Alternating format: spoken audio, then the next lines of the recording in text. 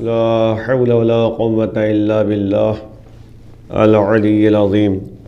أعوذ بالله من الشيطان اللعين الرجيم. بسم الله الرحمن الرحيم. الحمد لله الذي هدانا لهذا وما كنا لنهتدي لولا أن هدانا الله. لقد جاءت رسل ربنا بالحق والصلاة والسلام والتحية والإكرام على أشرف الأنبياء والمرسلين حبيب إله العالمين العبد المؤيد والرسول المسدد المحمود الأحمد أبي القاسم محمد. اللهم صل على محمد وآل محمد وعلى أهل بيت الطيبين الطاهرين المعصومين المظلومين وحماة المستضعفين لا سيما بقية الله في الأرضين واللعنة الدائمة على أعدائهم أجمعين من الآن إلى قيام يوم الدين. رب اشرح لي صدري ويسر لي أمري واحلل عقدة من لساني يفقهوا قولي. أما بعد. عزیزان گرامی، سورہ مومنون کی آیتوں کی جو تفسیریں آپ کی خدمت میں بیان کی جا رہی ہیں، ان آیتوں میں آج آپ کے سامنے جو کل بھی آپ کے سامنے بیان کیا گیا تھا، آیت نمبر جو ہے 12 ہے اور 13 ہے اور 14 ہے، جس میں پروردگار عالم انسانوں کی خلقت کا تذکرہ کرنا چاہتا ہے اور بتانا چاہتا ہے، اور تم سمجھو کہ آخر اللہ نے کس طریقے سے انسان کو پیدا کیا ہے۔ لقد خلقنا الانسان من سلالۃ من طین، بے شک جو ہے انسان کو ہم نے یعنی گیلی مٹی سے پیدا کیا ہے۔ یہ انسان کی جو بات کی جا رہی ہے کہ انسان کو اللہ نے جو ہے، اللہ کہہ رہا ہے کہ ہم نے انسان کو گیلی مٹی سے پیدا کیا ہے، تو یہ انسان کی تحقیر اور تذلیل نہیں ہے۔ یعنی انسان نے سوچے کہ یعنی اللہ نے جو ہے گیلی مٹی سے پیدا کیا ہے، اس کا مطلب انسان کو جو ہے اللہ یعنی تذلیل کر رہا ہے اور تحقیر سمجھ رہا ہے، بلکہ جو ہے عظمت خالق کی دلیل ہے کہ انسان کو یہ ہوش بھی رہے کہ جس نے ان تمام مراحل سے انسان کو گزارا ہے، یعنی وہ پست مراحل ہیں، ان پست مراحل سے اللہ نے انسان کو گزارا ہے اور گزار کر یہاں تک پہنچا دیا ہے کہ وہ یقیناً جو ہے یعنی اللہ محسن ہے۔ یعنی جب گیلی مٹی سے جو ہے انسان کو پست مراحل سے اللہ نے اس طریقے سے انسان کو بنایا کہ وہ بہترین جو ہے افضل مخلوق قرار پا رہا ہے، تو واقعاً اللہ بہت بڑا احسان کرنے والا ہے، محسن ہے۔ اور ظاہر سی بات ہے کہ جب اللہ محسن ہے تو ہمارا کیا فرض بنتا ہے کہ ہم اس کا شکریہ ادا کریں اور اس کی بندگی کا احساس اپنے اندر پیدا کریں۔ یعنی ہم بندہ خدا ہیں، یہ ہمیں تصور کرنا ہوگا، اور اس کی بندگی کرنا بے حد ہمارے لیے ضروری ہے۔ اور یہ بھی ذہن میں رکھنے کی ضرورت ہے کہ تکبریت اور مغروریت اور غرور جو ہے یہ بہرحال جو ہے انسانوں کو زیب نہیں دیتا، یہ شیطنت کو زیب دیتا ہے۔ شیطان جو ہے کہتے یہ کام کرتا ہے، کیونکہ ظاہر سی بات ہے کہ جب اللہ یہاں کہہ رہا ہے کہ ہم نے گیلی مٹی سے انسان کو پیدا کیا، تو انسان سے مراد جو ہے وہی بنی آدم ہے، آدم کی اولاد ہیں، جس کو اللہ نے گیلی مٹی سے پیدا کیا ہے۔ اور وہی بات ہے کہ جب جناب آدم کی خلقت جو ہے اللہ نے کی ہے، خلق کیا ہے اللہ نے، تو وہی مٹی سے پیدا کیا اللہ نے۔ تو جب گیلی مٹی سے جو ہے اللہ نے پیدا کیا اور اپنی روح ڈال دی، تو اس کے بعد جو ہے یہی پروردگار جب تمام مراحل کو ان کے سامنے رکھ دیا کہ مٹی سے کس طریقے سے جناب آدم کی خلقت ہوئی ہے، تو اس کے بعد جو ہے اللہ کا حکم نازل ہوا کہ اسجدوا لآدم، آدم کے لیے تم لوگ سجدہ کرو، سجدہ ریز ہو جاؤ۔ فسجدوا، سب نے سجدہ کیا، لیکن یاد رکھیں الا ابلیس، لیکن ابلیس نے سجدہ نہیں کیا۔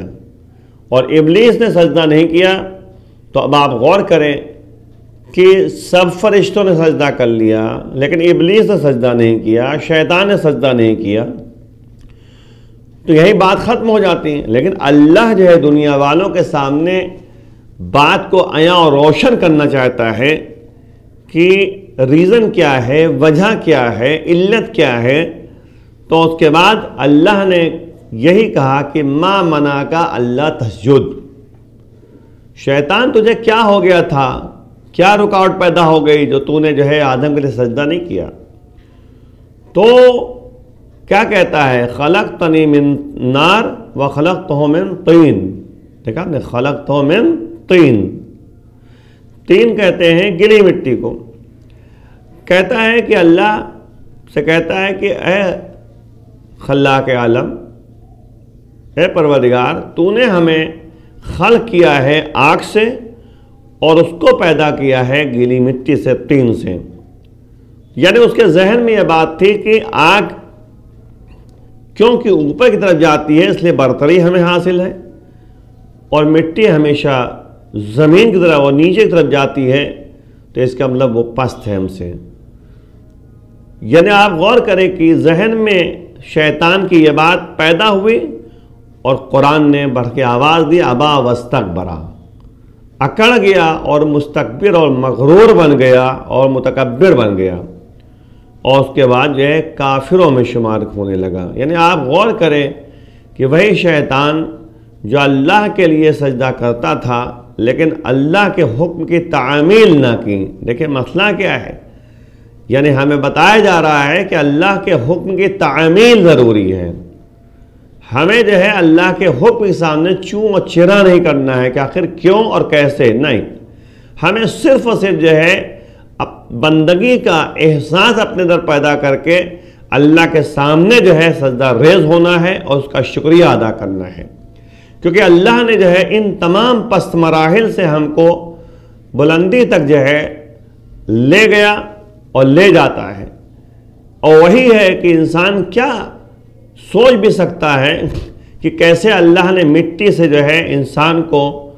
ایک اعلیٰ درجے تک پہنچا دیا، کہ آخر دنیا میں بھی اس کو عزت ملتی ہے اور آخرت میں جو ہے وہ عزیز قرار پاتا ہے۔ ورنہ آپ دیکھیے بہت سے ایسے افراد ہیں جو واقعاً جو ہے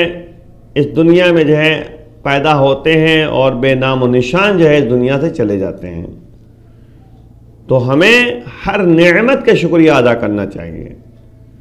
اور وہی جو ہے مولا کا جملہ کہ تم تکبر اور متکبر اور مغرور کیوں بنتے ہو؟ اپنی خلقت کو یاد کرو، اپنی ابتدا کو یاد کرو، اپنی انتہا کو یاد کرو۔ اور وہی جگہ ہے کہ روایتوں موجود ہے کہ یہ سوچو من اینا فی اینا الی اینا، میں کہاں سے آیا ہوں اور کہاں ہوں اور کہاں ہمیں جانا ہے۔ تو یاد رکھیں اگر یہی ذہن میں پیدا ہو جائے کہ ہم کہاں سے آئے ہیں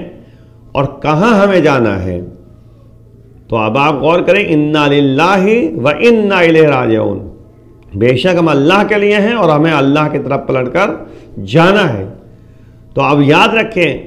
خلقت کے لحاظ سے اگر دیکھا جائے تو ہماری ابتدا کہاں سے ہوئی ہے اور انتہا کیا ہوگی خلقت کے لحاظ سے۔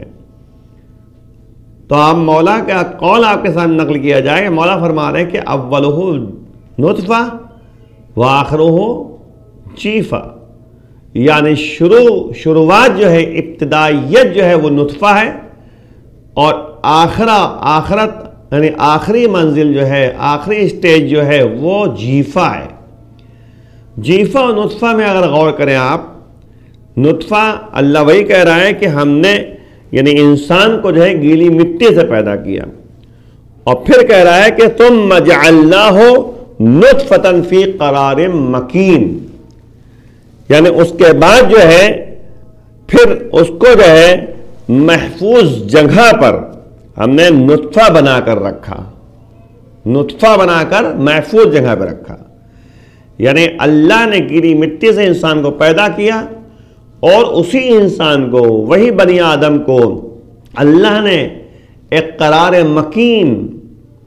محفوظ جگہ پر جو ہے نطفہ بنا کر رکھا۔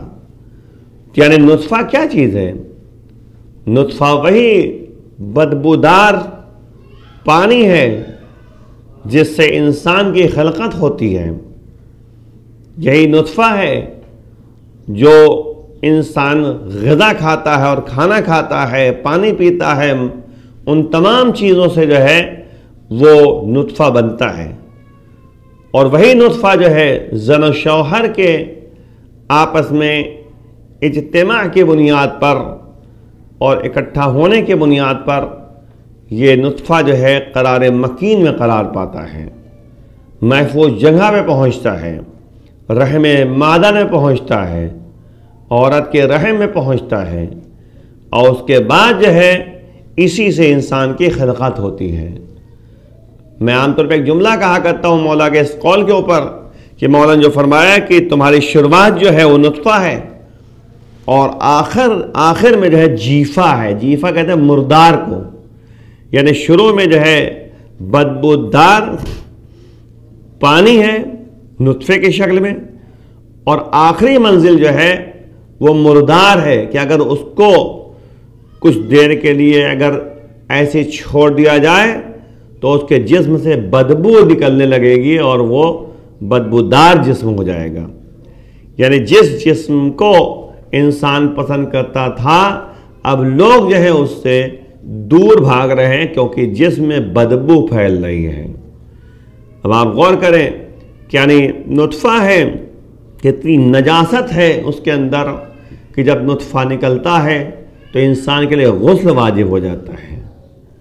اور جیفہ اتنی نجاست ہے، اس کے اندر نجاست پائی جاتی ہے، نجس جسم ہے کہ خود اس کو غسل میت دیا جاتا ہے،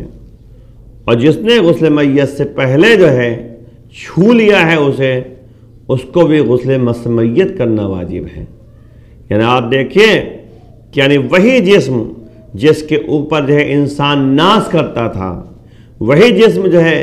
جس کے لیے انسان جو ہے مغرور ہوتا تھا، اپنی نمائش کرتا تھا، اپنے جسم کی نمائش کرتا تھا، چاہے مرد ہو چاہے عورت ہو، دونوں کے اندر جو ہے نمائش کا جذبہ پایا جاتا ہے کچھ افراد میں۔ آپ دیکھیں یعنی شادی کا موسم ہو،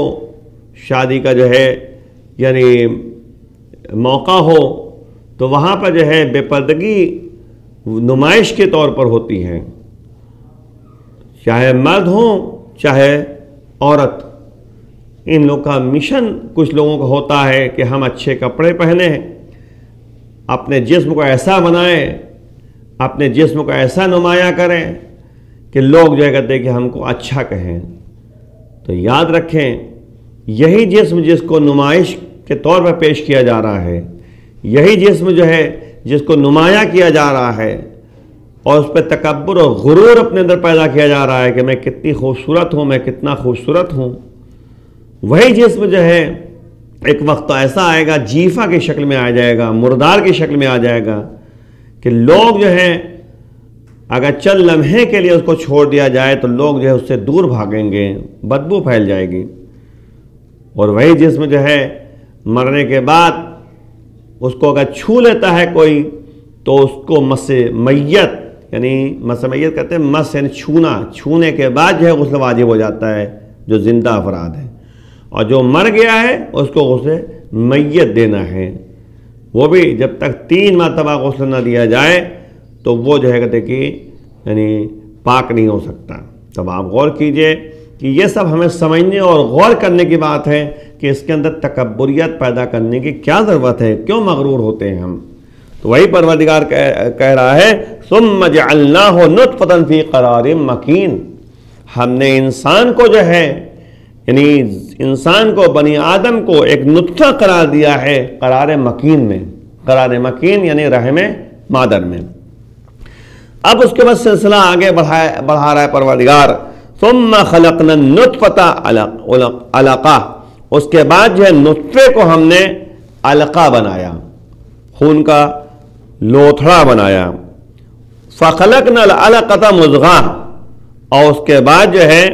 یعنی ہم نے علقہ کو جو ہے ایک مضغہ بنایا۔ ظاہر سی بات ہے کہ جب انسان جو ہے یعنی یعنی اللہ نے انسان کی خلقت کے لیے جو ہے علقہ کو جو ہے مضغہ بنایا، اور پھر جو ہے اللہ کہہ رہا فخلقنا المضغۃ عظاما، اور پھر جو ہے ہم نے یعنی جب علقہ کو یعنی خون کے لوتھڑے کو جو ہے ہم نے گوشت بنایا، پھر خلقنا المضغۃ عظاما، اور اس کے بعد جو ہے اسی گوشت کے ٹکڑے کو جو ہے ہم نے عظام بنایا، عظام مانے ہڈی بنایا۔ جب ہڈی بنا دیا تو پھر اللہ کہہ رہا ہے فَكَسَوْنَا الْعِظَامَ لَحْمًا، پھر ہڈی جب بن جائے گا، ہڈی جب اس کو بنا دے گا اللہ، تو ہڈی کے اوپر پھر اللہ کہہ رہا ہے کہ ہم نے عظام کو، عظام یعنی ہڈیوں کو، تو ہڈی کو جو ہے ہم نے اس کے اوپر لحم چڑھا دیا، یعنی پھر اس کے بعد جو ہے یعنی نطفے کو علقہ بنایا، پھر علقہ کو جو ہے مضغہ پیدا کیا، اور پھر مضغے سے جو ہے ہڈیاں بنائی، ہڈیاں پیدا کی، اور پھر ہڈیوں پر گوشت چڑھایا ہے، اور پھر کہہ رہا ہے ثم انشأناہ خلقا آخر، پھر ہم نے اسے جو ہے ایک دوسری مخلوق بنا دیا۔ فتبارک اللہ احسن الخالقین، کتنی بابرکت ذات ہے، تو کس قدر بابرکت ذات ہے، اور وہ خدا جو سب سے بہتر خلق کرنے والا احسن الخالقین ہے۔ یعنی انسان اگر غور کرے، وہی قرآن میں اگر آپ دیکھیں سورہ ملک میں سبحان الذی بیدہ الملک وہو علی کل شیء قدیر، پاک و پاکیزہ ہے وہ ذات جس کے ہاتھ میں قدرت ہے، بیدہ الملک جس کے ہاتھ میں ملک ہے، وہو علی کل شیء قدیر، وہ ہر چیز پر قادر ہے۔ کون نطفے سے جو ہے انسان بنا سکتا ہے؟ اللہ کے علاوہ کوئی ہے؟ یہ اللہ ہے جس نے جو ہے ایک یعنی ایسا انسان کو بنایا کہ سوچ بھی نہیں سکتا کوئی انسان، وہ ہر چیز پر قادر ہے۔ اور اسے آپ دیکھیے اللہ کیا کر رہا ہے، وَهُوَ عَلَى كُلِّ شَيْءٍ قَدِيرٌ الَّذِي خَلَقَ الْمَوْتَ وَالْحَيَاةَ لِيَبْلُوَكُمْ أَيَّكُمْ أَحْسَنُ عَمَلًا، یعنی اللہ جو قدیر ہے، اس نے خلق الموت والحیات، اس نے موت و حیات کو پیدا کیا، کیوں؟ تاکہ تمہیں آزمائے کہ تم میں بہترین عمل کرنے والا کون ہے۔ تو انشاءاللہ آگے گفتگو ہوگی، فی الحال یہاں پر جو ہے گفتگو آپ سن پیش کی جائے تو اللہ کہہ رہا ہے کہ ہم نے جو ہے عظام جو بنایا، ہڈی جو بنائی، اس ہڈی پر ہم نے گوشت چڑھا دیا، ثم انشأناہ، اس کے بعد جو ہے ہم نے اس کو ایک دوسری خلقت، ایک دوسرا خلق یعنی ایک دوسری مخلوق ہم نے بنا دی۔ فتبارک اللہ احسن الخالقین، اور اس کے بعد جو ہے وہ پاک و پاکیزہ اور بابرکت ایسی ذات ہے جو بہترین خلق کرنے والی ذات ہے۔ تو اب آپ غور کریں کہ یہاں پر خلقن آخر جو لکھا ہوا ہے اس کے بارے میں آپ غور کریں کہ یہاں پر اللہ کیا کہہ رہا ہے کہ نطفے سے علقہ، علقے سے جو ہے مضغہ، مضغے سے جو ہے مضغے کو لحمہ یعنی عظامہ، ہڈی ہم نے بنائی، پھر ہڈی کے اوپر جو ہے لحم یعنی گوشت چڑھا دیا، پھر اس کے بعد یہ اللہ کہہ رہا ہے کہ ہم نے جو ہے کہتے کہ یعنی اس کو ایک الگ مخلوقات بنائی۔ تو یہاں پر جو ہے کہتے کہ امام جعفر صادق السلام سے سوال کیا گیا کیا خدا کی بارگاہ میں یہ دعا کی جائے گی کہ بچے کو بچی اور بچی کو بچے میں تبدیل کرے تو امام نے فرمایا، یعنی سوال مولا سے کیا جا رہا ہے کہ بتائیے کیا ہم اللہ کی بارگاہ میں یہ دعا کر سکتے ہیں کہ ہمیں لڑکی یا لڑکا جو ہے عطا کرے؟ تو دیکھیے دعا کرنا تو انسان کے بس میں ہے، لیکن امام فرما رہے ہیں کہ خدا بند متعال جو ہے جو چاہے گا وہی کرے گا، اس کے ہاتھ میں سب کچھ ہے۔ یہ الگ مسئلہ ہے کہ دعا تو انسان کا حق بنتا ہے، لیکن قدرت جو ہے وہ اللہ رکھتا ہے، قادر مطلق وہی ہے، وہ جو چاہے گا وہ کرے گا۔ اور اس کے بعد جو ہے یہاں پہ جو تشریح میں چند باتیں عرض کرتا چلوں، سلالہ جو ہے اس پانی کو کہا جاتا ہے، سلالہ پانی کو کہتے ہیں، جو گیلی مٹی سے جو ہے پیدا کیا، اور اس کے بعد نطفہ جو ہے وہ پانی، جو ایسا پانی جو قلیل کہتے ہیں اس کو، یہاں بھی استعمال کیا جاتا ہے نطفے کو، پانی جو قلیل پانی ہے، کم پانی ہے۔ اور اس کے بعد جو ہے اللہ جو کہہ رہا ہے کہ انشأناہ خلقا آخر، ہم نے اس کے بعد جو ہے ایک دوسری مخلوق اس کو بنایا، یعنی اس کا مطلب یہ ہے کہ نفخنا فیہ الروح، ہم نے اس میں روح ڈال دی۔ تو آپ دیکھیے،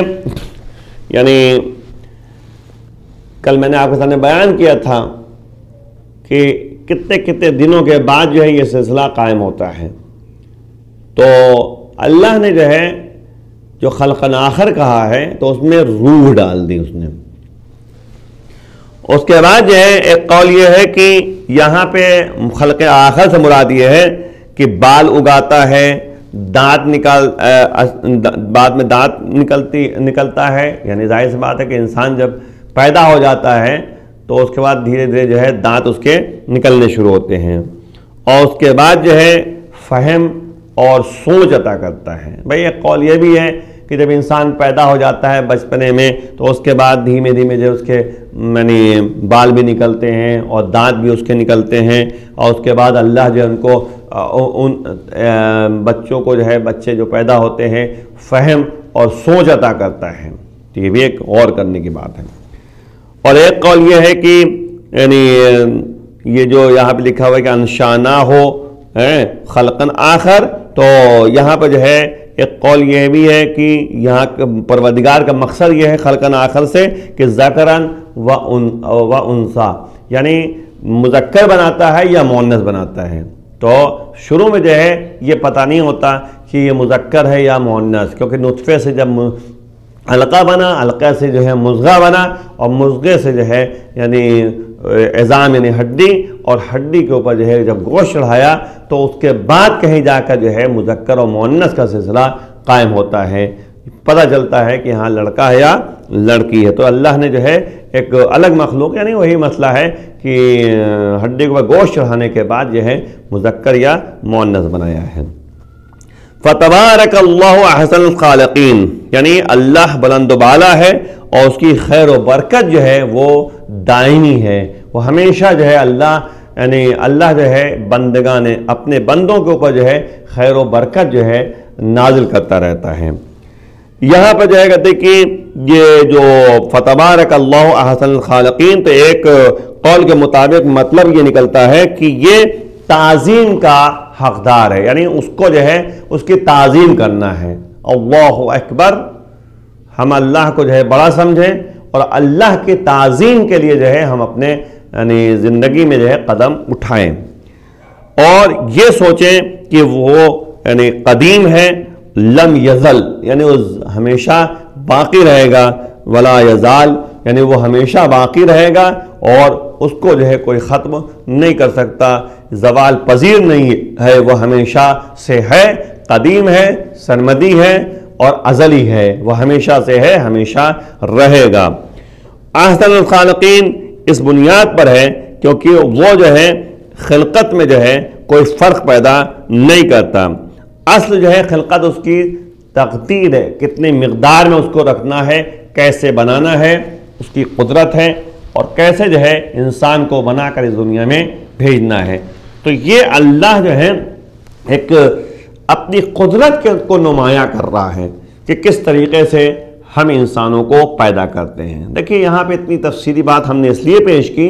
تاکہ ہمارے اذہان میں، ہمارے ذہنوں میں جو ذرا سے یعنی غرور و تکبر جو ہے پیدا ہوتا ہے، تو اسی قول کے مطابق ہم ذہن میں رکھیں کہ جب ہماری شروعات جو ہے نطفہ ہے اور ہماری آخری منزل جو ہے جیفہ ہے یعنی مردار ہے، تو اس درمیان جو ہے کہتے ہیں کہ مدت کو جو ہے ہم اپنی زندگی کو کیسے جو ہے برداشت کر سکتے ہیں اور کیسے جو ہے آگے بڑھا سکتے ہیں۔ اسی لیے آپ غور کریں، تھوڑی سی بات آگے تو کہتا چلوں کہ ہم ذرا سے اگر سوچ لیں کہ ہماری خلقت ہم جو ہے ہمیشہ سے مجبور ہیں، ہمیں اللہ نے جیسا بنا دیا ویسے ہم جو ہے اس دنیا میں آ گئے، اور اسی لیے جو ہے جو میں نے کل آپ کے سامنے بیان کیا تھا کہ اللہ جو ہے 2 فرشتوں کو بناتا ہے، پھر اس کے بعد ایک فرشتہ بناتا ہے جو بچے کو جو ہے رحم مادر سے باہر کرتا ہے، اور اس کے بعد جو ہے یعنی وہ بچہ جب اس دنیا میں آتا ہے تو اس کے بعد جو گریہ کرتا ہے، کیونکہ وہ فرشتہ جو ہوتا ہے وہ اس طریقے سے جو ہے بچے کے سامنے پیش آتا ہے کہ بچہ ایک طریقے سے جو ہے ڈر کے جو ہے وہ یعنی رونے لگتا ہے۔ تو اسی لیے جو ہے ہمارے یعنی مزاج میں اور ہمارے سماج میں، ہمارے معاشرے میں یہ بات پائی جاتی ہے کہ بچہ اگر روتا ہے تو اس کو زندگی ملتی ہے۔ یعنی بات آگے تو کہتا چلوں کہ بچپنے سے ہمارے مزاج میں جو ہے گریہ پایا جاتا ہے، اور رونا ہے، بکا ہے، اور بکا جو ہے واقعاً البکاء مفتاح الرحمہ، بکا جو ہے رحمت کی چابی ہے، کہ ہمیں یہ بتایا جاتا ہے کہ جب بچہ اس دنیا میں پیدا ہو رہا ہے تو روتا ہوا پیدا ہوتا ہے، تو وہی رونا جو ہے زندگی اور حیات کی علامت مانی جاتی ہے، اور ہمیں متوجہ کیا جا رہا ہے کہ ہماری زندگی جب شروعات میں اللہ نے اس دنیا میں پیدا کیا تو رونا ہی جو ہے حیات اور زندگی کا سبب ہے اور اس کی علامت ہے، تو ہمیں اپنی زندگی میں جو ہے بکا اور گریے کے ذریعے جو ہے اللہ کی بارگاہ میں جو ہے عبادت بھی کرنی چاہیے، اور واقعاً جو ہے اس سلسلے کو ہمیشہ قائم رکھنا چاہیے۔ اور ہم وہ قوم ہیں جو ہم بتانا چاہتے ہیں کہ ہماری یعنی ہمارا بکا اور ہماری گریہ جو ہے ہماری حیات اور زندگی کی علامت ہے، اور یہی مسئلہ ہے کہ اللہ نے ایک مسئلہ اور بتا دیا کہ اس دنیا میں آنے کے لیے اللہ نے ماں باپ کو وسیلہ بنایا ہے اور ذریعہ بنایا ہے۔ تو جب وسیلہ اور ذریعہ بنایا ہے ہمیں اس دنیا میں آنے کے لیے، تو ہمارے ذہنوں میں یہ بات ڈالی جاتی ہے کہ ہم کوئی بھی چیز پاتے ہیں یا کوئی چیز حاصل کرتے ہیں تو بغیر ذریعے کے نہیں، بغیر وسیلے کے نہیں۔ تو جب ہم اس دنیا میں آتے ہیں تو گریہ جو ہے ہمارے لیے حیات اور زندگی کی علامت ہے، اور اس دنیا میں جب ہم آتے ہیں تو بغیر ماں باپ کے ہم اس دنیا میں نہیں آتے۔ تو پھر ہمارے ذہنوں میں یہ بات ہمیشہ پائی جانی چاہیے کہ 2 چیزوں کو پیش نظر رکھیں، ایک تو گریہ اور بکا کو جو ہمارے لیے رحمت اور مہربانی کی چابی ہے، اور دوسری بات جو ہے وہ وسیلے کو۔ اسی لیے قرآن نے بھی کہا کہ وَابْتَغُوا إِلَيْهِ الْوَسِيلَةَ، اللہ کی بارگاہ میں اگر تم جانا چاہ رہے ہو تو وسیلہ تلاش کرو۔ تو پھر ہماری دعا اگر قبول ہوگی تو وسیلے کے ذریعے، ہماری عبادت قبول ہوگی تو وسیلے کے ذریعے، ہم جو ہے اللہ سے قریب ہوں گے تو وسیلے کے ذریعے۔ تو وسیلہ کون ہے؟ وسیلہ صرف اہل بیت اطہار ہیں، ائمہ طاہرین ہیں۔ ہمیں جو ہے واقعاً اس وسیلے کو پیش نظر رکھنا ہے، اہل بیت اطہار کی محبت اور ان کو وسیلہ قرار دے کر ہم جو ہے اس دنیا میں بہترین زندگی بسر کر سکتے ہیں، جس کے نتیجے میں دنیا میں بھی کامیاب ہو سکتے ہیں اور آخرت میں بھی جو ہے ہمیں کامیابی کی زندگی مل سکتی ہے۔ تو اس لیے جو ہے ایک بات آپ کے سامنے اور کہتا چلوں اور بات کو ایک طرح منزل تک پہنچا دوں کہ یاد رکھیں ہماری زندگی چند دنوں کی ہے۔ آپ بس اتنی زندگی ہے کہ آپ دیکھیں جب بچہ پیدا ہوتا ہے تو ایک کان میں اذان کہتے ہیں اور ایک کان میں اقامت کہتے ہیں۔ تو اذان اقامت بچپنے میں کہی جاتی ہے، اور اس کے بعد جو ہے ہم جب مر جاتے ہیں تو ہمارے لیے نماز جنازہ پڑھی جاتی ہے۔ نماز جنازے میں جو ہے اذان و اقامت نہیں ہے، بس اتنا سمجھ لیجئے کہ ہماری زندگی جو ہے چند لمحوں کی ہے، اذان و اقامت کے بعد ہماری نماز ہوئی ہے۔ تو جس طرح عام طور پہ جو ہے اذان و اقامت کے بعد فوراً نماز پڑھی جاتی ہے، بس ایک لمحے کی زندگی سمجھ لیں انسان۔ تو ہم اگر یہی سوچیں گے تو ہماری زندگی اچھی گزر سکتی ہے، اور اللہ کی بارگاہ میں ہم تواضعانہ اور تواضع انکساری کے ساتھ اور بندگی کے ساتھ جو ہے زندگی بسر کریں گے۔ وآخر دعوانا ان الحمدللہ رب العالمین۔ بارگاہ معبود میں دعا کرتے ہیں پروردگار بحق زہرا و ابیہا و والدہ و بنیہا ہمارے گناہوں کو معاف فرما، امام کے آوان و انصار میں شمار فرما، امام کے ظہور میں تعجیل فرما۔ وآخر دعوانا ان الحمدللہ رب العالمین۔